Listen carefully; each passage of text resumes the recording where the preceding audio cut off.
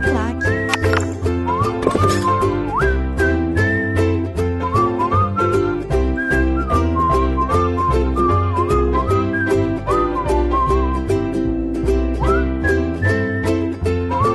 Olá, meus amigos, olá, minhas amigas, do LAC Concursos.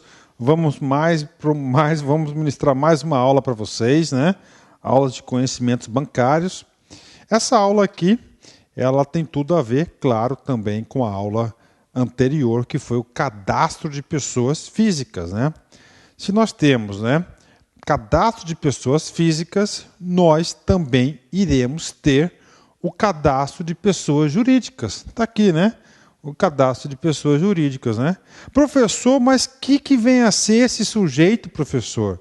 Gente, esse sujeito nada mais é do que o Cadastro Nacional de Pessoa Jurídica, muito famoso, chamado de CNPJ. Professor, esse CNPJ, professor, é o CNPJ das empresas? Exatamente. Esse aqui é o CNPJ das empresas, né? Então, esse aqui é o CNPJ das empresas, deixar o apagador aqui em cima, bem guardadinho, né? Então, o CNPJ das empresas. Tá certo, meus amigos? Então, esse aqui é o CNPJ das empresas, né? Vamos estudar. Tá certo, gente? Ok. Professor, o que mais que nós vamos estudar nesse assunto aqui, gente? Nós vamos estudar, além do cadastro de pessoa jurídica, né? Vamos estudar, o examinador quis cobrar mais alguns pontos específicos. Por exemplo, olha só, tipos de constituição das pessoas, né? Como assim, professor? Tipo de constituição de pessoas? Nós iremos verificar que nós temos o quê? Diversos tipos de constituição de pessoas, né? 2, composição societária e acionária. Né? Esses dois pontos aqui, tipos de constituição das pessoas e composição societária e acionária, nós iremos buscar a fundamentação dela onde? Aonde nós vamos encontrar lá, no Cadastro Nacional de Pessoas Jurídicas. Vocês sabem que o Cadastro Nacional de Pessoas Jurídicas, o CNPJ, ele é administrado por quem? Primeiro, é um banco de dados, e esse banco de dados ele é administrado por quem? Pela Receita Federal do Brasil. E claro que lá dentro da Receita Federal do Brasil, nós encontraremos os tipos de constituição das pessoas e a composição societária acionária. Professor, o que você fala disso? Gente, papo reto com vocês, né? Eu chamo isso, sabe de quê, cara? Eu chamo isso que é estudar diretamente na fonte. Diretamente na fonte. Você pode ter certeza disso, cara. Estudar diretamente na fonte. Porque eu tenho certeza que se o examinador for retirar alguma questão de prova, essas questões serão retiradas da Receita Federal. E o item B, o item C e o item D, que é forma de tributação e mandatos e procurações, são assuntos bastante específicos, né? Forma de tributação, é claro, quais são as formas, os regimes de tributação que essas pessoas jurídicas aí estarão sujeitas, e também aí os mandatos e procurações, quem essas pessoas jurídicas vão se reportar, não é isso? Bacana? Fechado? Então vamos lá, né? Então vamos lá, vamos estudar aí o cadastro de pessoas jurídicas, que é chamado de Cadastro Nacional de Pessoas Jurídicas, o famoso CNPJ, né? Professor, eu me identifiquei demais de estudar no LAC Concurso. Cara, o cara que estuda aqui, ele fica competitivo, pode ter certeza, né? Sabe por quê? Porque aqui você estuda diretamente na fonte, cara. Quem que é o órgão gestor desse cara? É a Receita Federal, é claro que 80% da fundamentação dessa aula o professor retirou de onde? Nós retiramos do site da Receita Federal. E o examinador também vai pesquisar lá para elaborar essas questões de prova, né? Antes que eu me esqueça, cara, quero falar outro assunto para vocês.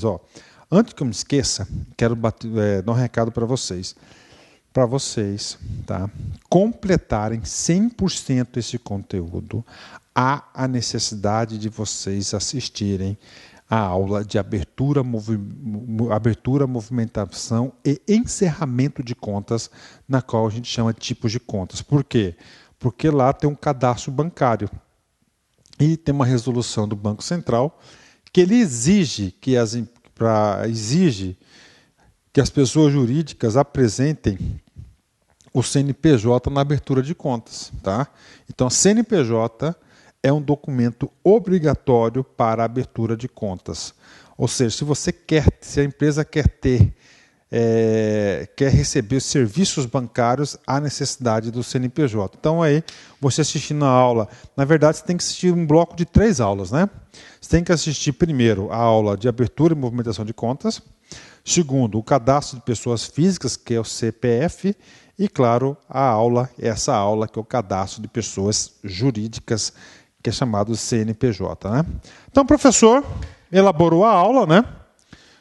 Aqui do Cadastro Nacional de Pessoas Jurídicas, CNPJ, pode ter certeza aí que o examinador deve utilizar também essa fonte para elaborar sua questão de prova. Cara, você fica muito competitivo, cara. Você tem que, não só na minha matéria, em todas as matérias. Você está estudando, você tem que começar a identificar onde o examinador retira as questões de prova, estudar por lá, cara. Aí sim você vai ficar muito competitivo, né? Temos aqui, né, o link, né? Esse link aqui é o link da onde o professor retirou a maioria do material de apoio de vocês, né? Então vamos lá, clicando nesse link, lá. O que é o CNPJ, né? CNPJ nada mais é que o Cadastro Nacional de Pessoa Jurídica, que compreende as informações cadastrais das entidades de interesse das administrações tributárias da União, dos estados, do Distrito Federal e dos municípios. Né? Então, ele compreende as informações tributárias da União, dos estados, DF e dos municípios. Professor, quem que administra esse cadastro, esse banco de dados? A administração do CNPJ compreende a Secretaria da Receita Federal, né? Tá aí, né? Professor, ele é obrigatório? Sim, ele é obrigatório, né? Documentos obrigatórios em qualquer pedido perante o CNPJ. Então tá aí para vocês. A gente vai estar estudando agora quais são os documentos obrigatórios para você solicitar o seu CNPJ, né? São documentos do CNPJ. Primeiro, a ficha cadastral da pessoa jurídica, que poderá ser preenchida via PGD, download e transmitida exclusivamente pela Receita por meio do programa ReceitaNet, ou preenchida diretamente no sítio da Secretaria do Receita Federal. Aqui está o endereço, que deverá ser acompanhada do QSA, no caso de sociedades. Que essas sociedades aqui é o segundo ponto da aula. Letra B, documentos necessários para o CNPJ. Isso pode cair na sua prova, preste atenção. Quadro de sócios e administradores, QSA. Olha, quadro de sócios e administradores. Letra C, ficha específica de interesse do órgão conveniente. E, finalmente, né, documento básico de entrada do CNPJ ou protocolo de transmissão conforme os modelos constantes. Tá, na instrução. Esses aqui são os documentos básicos para as pessoas solicitarem o CNPJ, ok. Agora, professor, quem está obrigado a se inscrever no CNPJ? Olha que informação importante, né? O examinador colocou lá no seu conteúdo programático cadastro de pessoas jurídicas. Qual é esse cadastro? É o CNPJ. Aí ele vai perguntar, quem é obrigado a se inscrever no CNPJ? Aí você vai lá, manda lá, tem 2 tipos de pessoas. Primeiro tipo de pessoas, as entidades domiciliadas no Brasil, inclusive as pessoas jurídicas por equiparação, estão obrigadas a inscrever no CNPJ todos os seus estabelecimentos localizados no Brasil ou no exterior, antes do início de suas atividades. Então está aqui para vocês aí o CNPJ. Ou seja, todas as organizações, igreja, partido político, assembleias, todas as pessoas são obrigadas a se inscrever no CNPJ, exceto pessoa física, né? Aí tem um assunto aqui muito importante, né? Professor, pessoas jurídicas por equiparação. O que vem a ser esse cara aqui? É muito simples, né? Por exemplo, nós temos no Brasil aí, tá? Nós temos no Brasil aí várias pessoas, né, que exercem atividades comerciais, mas essas pessoas não são formalizadas, elas não são constituídas empresas, não é isso? Mas exercem o quê? Exercem atividade comercial. Olha só, então o que acontece? Aquela pessoa lá que exerce uma atividade semelhante, comercial, igualzinho empresa, é considerada uma pessoa equiparada. Então, ela tem a obrigatoriedade de ter o CNPJ, ou seja, todas, pode ser fundações públicas, autarquias, órgãos de administração pública, não é isso? Fundos de pensão, todos esses caras aí são obrigados a ter o quê? A ter o tal do CNPJ. Tá? Isso aqui pode cair na prova, inclusive com as mesmas palavras. Vamos ler novamente, olha só. Quem são obrigados a se inscrever no CNPJ? Olha só. As entidades domiciliadas no Brasil, inclusive as pessoas jurídicas por equiparação, estão obrigadas a se inscrever no CNPJ todos os seus estabelecimentos localizados no Brasil ou no exterior antes no início de suas atividades. Tem mais, professor? Sim. Olha só.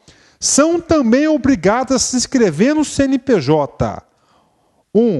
Órgãos públicos de qualquer dos poderes da União, dos estados, do Distrito Federal e dos municípios, desde que constituam em unidades gestoras de orçamento. 2. Condomínios, edilícios,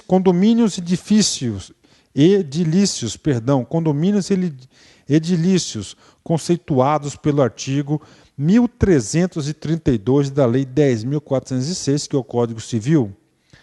3. Grupos de consórcio de sociedades, constitutivos, respectivamente, na forma dos artigos tal.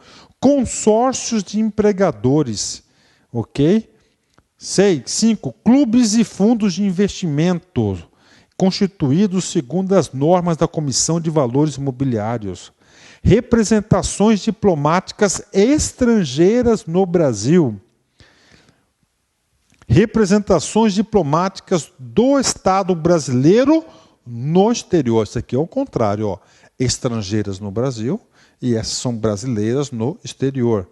8. Representações permanentes de organizações internacionais ou de instituições extraterritoriais no Brasil. Serviços notariais e de registro, famosos cartórios, né? Fundos públicos, a que se refere o artigo 31. Fundos privados. Candidatos a cargos políticos, eletivos e comitês financeiros de partidos políticos em termos da legislação específica. Atenção, cara, todos esses caras aqui, eles são obrigatórios o quê? A constituição, a inscrição no CNPJ. 13. Incorporação imobiliária, objeto de opção de regime especial de tributação. Comissões polinacionais criadas por ato internacional celebrado entre o Brasil e outros países. Entidades domiciliadas no exterior a que o país, olha só, entidades domiciliadas no exterior em que, no país, sejam titulares de direitos de quê? Imóveis, veículos, embarcações, aeronaves, contas correntes bancárias, aplicações no mercado financeiro, aplicações no mercado de capitais, participações societárias, bens intangíveis com prazo de pagamento superior a 360 dias e financiamentos, né? Continuando, ó, entidades domiciliadas no exterior que, no país, realizem financiamento à importação, arrendamento mercantil externo, leasing, arrendamento simples, aluguel de equipamentos, afretamento de embarcações, importação de bens sem cobertura cambial, destinados à integralização de capital de empresas brasileiras, empréstimos em moeda concedidos a residentes no país, investimentos, outras operações estabelecidas pela Coordenação Geral de Gestão de Cadastros, COCAD, da Receita Federal.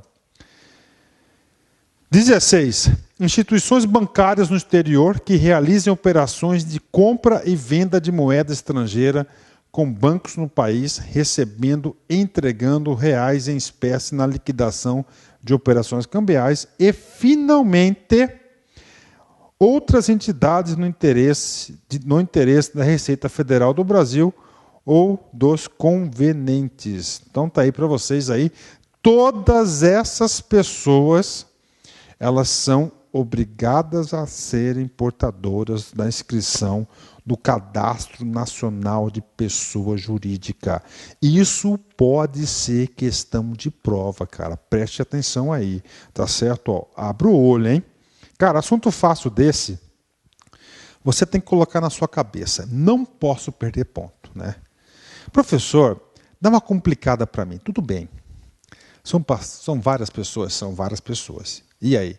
E aí você vai ter que fazer leitura com atenção. Só que ele tem uma leitura aqui que ele pode confundir. Olha só, observação. Os estabelecimentos regionais, locais dos serviços sociais autônomos poderão, né? É o serviço S, né?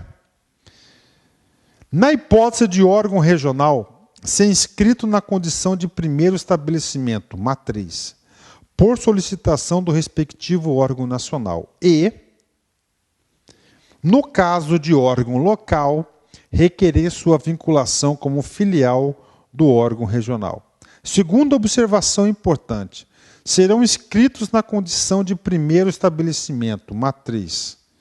Olha só, órgãos partidários de direção nacional, regional, municipal ou zonal dos partidos políticos e representações em âmbito nacional, regional e local das entidades fiscalizadoras do exercício de profissionais regulamentadas, né?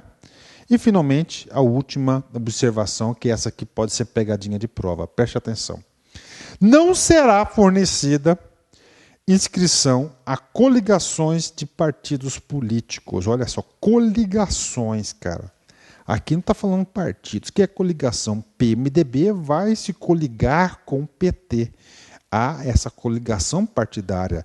Então, essa coligação partidária não será obrigatória a inscrição do CNPJ. Olha que bela questão de prova, né?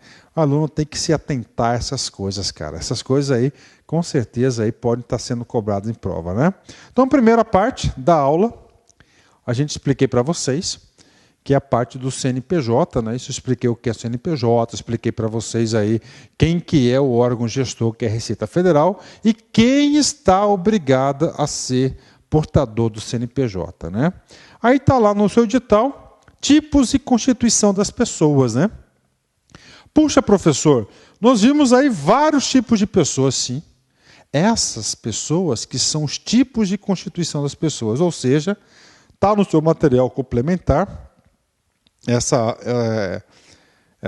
esse arquivo aqui, o anexo 13º, tá certo? Lá da Receita Federal. E aqui nós temos aqui, tá? A relação completa, tá? A relação completa da constituição das pessoas, né? Tá aqui, órgão público, representação diplomática do governo brasileiro no exterior, autarquia, fundação, comissão polinacional, fundo público, associação, consórcio público e assim por diante, né? Então, nesse item do edital, tá certo? O professor, ele é um instrumento. Quem faz a diferença na aprovação são vocês. São vocês que fazem essa diferença. Então, se você quer fazer a diferença, você quer ficar competitivo, cara, então você não vai ter alternativa. Você vai ter que baixar, tá, esse documento aqui e você vai ter que fazer a leitura. Se o examinador colocou isso no edital, porque ele tem a intenção de cobrar. Então tá aí para vocês aí, o que significa isso, né? Aí no edital está escrito lá composição societária e acionária. É aquele quadro de sociedade, o que quadro de sociedade acionária. E aí, professor? E aí a Receita Federal facilitou os nossos estudos. Também nós temos aqui o anexo 12º, que diz exatamente aqui, ó, integrante de quadros e sócios administradores. Temos aqui natureza jurídica, né? Por exemplo, empresa pública. Quem que são os sócios e administradores? Ó, administrador, diretor ou presidente. Sociedade de economia mista. Conselheiro da administração, diretor ou presidente. Sociedade anônima aberta. É o administrador, o conselheiro de administração, diretor ou presidente. Cara, então, isso aqui, ó, tem que saber esse cara aqui, ó. Sociedade em cota de participação, é o sócio ostensivo. Esse cara que está qualificado de falar em nome dessa pessoa jurídica. E essa pessoa jurídica é portadora do quê? Do CNPJ. Ó, sociedade empresária em nome coletivo, sociedade empresária em comandita simples, sociedade empresária comandita por ações, cooperativa, consórcio de cooperativa, olha só, presidente ou diretor, grupo de sociedade, sociedade pura simples, sociedade simples limitada, né? Então aí estão aí as pessoas aí que respondem, entendeu? Por eles, né? Muito simples aí, bacana, fechou? Então pronto, está aí no material de apoio para vocês. Vocês também têm a obrigação de fazer essa leitura, né? Professor, forma de tributação, né? Forma de tributação já é um assunto bastante específico, né? Que o professor teve que pesquisar bastante. É claro que eu já sabia um pouco sobre isso, mas a gente conseguiu identificar aí 4 formas de tributação na qual as pessoas jurídicas de direito privado ali estão sujeitas, né? Então, as pessoas jurídicas, por opção ou por determinação legal, são tributadas por uma das seguintes formas, né? É claro que isso aqui está em conformidade com o regulamento do imposto de renda. Então, nós temos aqui lucro real, né? Professor, o que vem a ser o lucro real? Cara, o lucro real, nada mais, nada menos, vai ser o seguinte, que você vai apurar o que realmente aconteceu.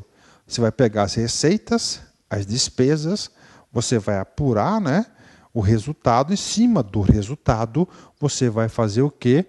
Vai apurar o lucro real, em cima do lucro real, vai ser o quê? Vai ser o que vai ser tributado. Professor, mas isso é para todas as empresas? Não, isso aqui é para a minoria que é o lucro real. A maioria é lucro presumido. Né? Por quê, professor? Porque para você fazer essa apuração do lucro real, você tem que mobilizar um batalhão de pessoas. Né? Ou seja, somente grandes corporações conseguem ter dentro da sua estrutura condições de apurar o lucro real constantemente. A maioria faz o quê? O lucro presumido. Ou seja, ele faz uma média das receitas da despesa, tá certo? Informa a Receita Federal, se enquadra no lucro presumido e trimestralmente recolhe o famoso imposto de renda. Né? Então, isso vem a ser o lucro presumido. Né? Tem mais? Sim, nós temos aí o simples. Né? O simples é para determinadas pessoas jurídicas, né? Onde ele vai simplificar, vai unificar alguns impostos, né? Para facilitar a vida das pessoas jurídicas. E nós temos, finalmente, o microempreendedor individual, que esse cara aqui você tem que enxergar aquele pequenininho, aquele cara que o cachorro, o cara que faz o espetinho, o cachorro quente, né? Então aquele lá é o microempreendedor individual. Então, formas de tributação das pessoas jurídicas são 4: lucro real, lucro presumido, simples e microempreendedor individual. Nunca esqueçam disso, né? Professor, fala um pouquinho sobre cada um. Claro que vou falar. Lucro real Base do imposto de renda, base de cálculo, do imposto de renda, base de cálculo do imposto sobre a renda, apuradas segundo registros contábeis e fiscais efetuados sistematicamente, de acordo com as leis comerciais e fiscais. O lucro real, é o lucro líquido do período de apuração ajustado pelas adições, exclusões ou compensações prescritas ou autorizadas pela legislação fiscal. Leitura complementar, artigo 247 do Regulamento do Imposto de Renda de 1999. Professor, e aí, professor, tem que ler esse cara? Papo reto, cara, cai fora desse cara, né? Eu acho que para o concurso de carreiras bancárias não há necessidade de grande aprofundamento, né? Professor, lucro presumido, o nome já diz. Você vai fazer o quê? Uma estimativa, né? Vai presumir uma receita em determinado período e sobre aquilo você vai arrecadar. Aí eu digo para vocês que a maioria das organizações, né, elas têm aí, são tributadas pelo regime do lucro presumido, né? O lucro presumido é uma forma de tributação para a determinação da base de cálculo do imposto de renda e da CLL, Contribuição Social sobre o Lucro Líquido, das pessoas jurídicas que não estiverem obrigadas à apuração do lucro real. E tem essa coisa também. Tem algumas empresas, normalmente as butelonas, as gigantescas, né, pela legislação, elas são obrigadas a se enquadrar no regime do lucro real. Tá certo? Aquelas que não são obrigadas a se enquadrarem no lucro real podem optar pelo lucro presumido, que é muito mais fácil, menos burocracia e ele é trimestral, né? Neste caso, o lucro presumido, o imposto de renda e a contribuição social sobre o lucro líquido serão devidos trimestralmente. Informação preciosa para concurso, né? O examinador pode querer saber isso de você, né? E, finalmente, o Super Simples Nacional veio unificar vários tributos em um único pagamento. Para simplificar, é claro que é para empresas menores do que o lucro presumido, né? O Simples é uma forma simplificada e engloba o recolhimento de tributos e contribuições, tendo como base a apuração da receita bruta. O Simples Nacional foi instituído a partir de 1º de julho de 2006 pela Lei Complementar 123 de 2006, né? Um avanço tributário gigantesco. As pessoas jurídicas a que se enquadrarem na condição de microempresa ou empresa de pequeno porte poderão optar pela inscrição do Sistema Integrado de Pagamento de Impostos e Contribuições da Microempresas e Empresas de Pequeno Porte Simples. Então, aqui não é todas as empresas que podem se enquadrar no Super Simples, né? E aqui, somente para exemplificar os tributos alcançados pelo Super Simples, né? O valor do recolhimento unificado pelo Simples substitui os seguintes tributos e contribuições. A. Imposto de renda das pessoas jurídicas. Contribuição social sobre o lucro líquido. Contribuição para os programas de integração social e a formação do patrimônio do servidor público, PIS/PASEP. Contribuição para o financiamento da Seguridade Social, COFINS. Imposto sobre produtos industrializados, IPI. Contribuições para a Seguridade Social a cargo da pessoa jurídica. As contribuições destinadas ao SESC, SESI, SENAI, SENAC, SEBRAE, salário, educação e contribuição sindical patronal. Simples poderá incluir o imposto, o ICMS, o ISS, ICMS um tributo estadual e o ISS um tributo municipal, desde que a unidade federada ou município a quem esteja estabelecida, a empresa venha a ele aderir mediante convênio. Então, aí são regimes de tributação das pessoas jurídicas, né? E, finalmente, mandatos e procurações, né? Ou seja, é muito simples, né? Esse assunto aqui. O mandato, né, vai ser aquela pessoa que responde diretamente pela empresa, né? certo? E procurações vão ser terceiros que vão responder pelas essas pessoas jurídicas, tá certo? Em nome dos mandatários, né?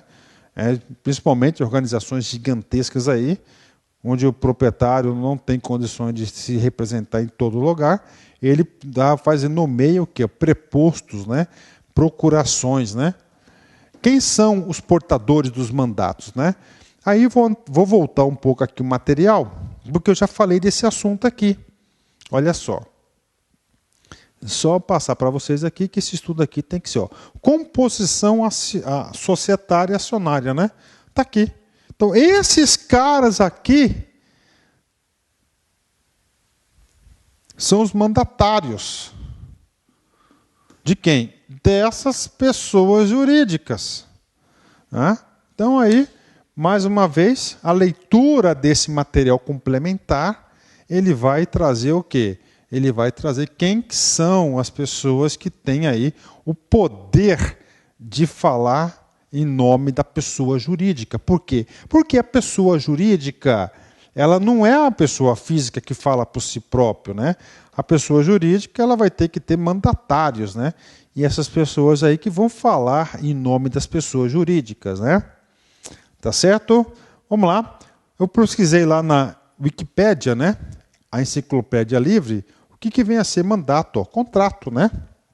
Em direito civil, mandato do latim, né? Encargo, cargo, comissão, é o contrato por meio do qual uma pessoa denominada mandatário recebe poderes de outra, no caso a pessoa jurídica para a pessoa física, né? Designada mandante para, em nome e por conta desta última, praticar os atos jurídicos ou administrar interesses. Então, isso aqui que vem a ser o mandato, né? E claro que a procuração vai ser outra coisa, né? Procuração, ó, é o instrumento do contrato de mandato, sempre escrita, pode ser otorgada por um mandante, o mandatário, por meio de um instrumento particular, com a simples assinatura do mandante ou com ou sem reconhecimento de firma ou público, passando em cartório, né? No direito brasileiro, o mandato é um contrato nominado regulado pelo Código Civil nos artigos 653 e os seguintes. Então, se você quer saber mais sobre procuração, procure lá o Código Civil, artigos 653 e seguintes, né? Pronto, tá aí para vocês aí. Super aula de cadastro de pessoas jurídicas, cara, tá certo? Ok, vamos fazer um encerramento, né? Quero fazer um encerramento aqui, Renato Russo. Eu ouvi muitas músicas desse cara, cara. Esse cara aqui faz parte da minha juventude, né?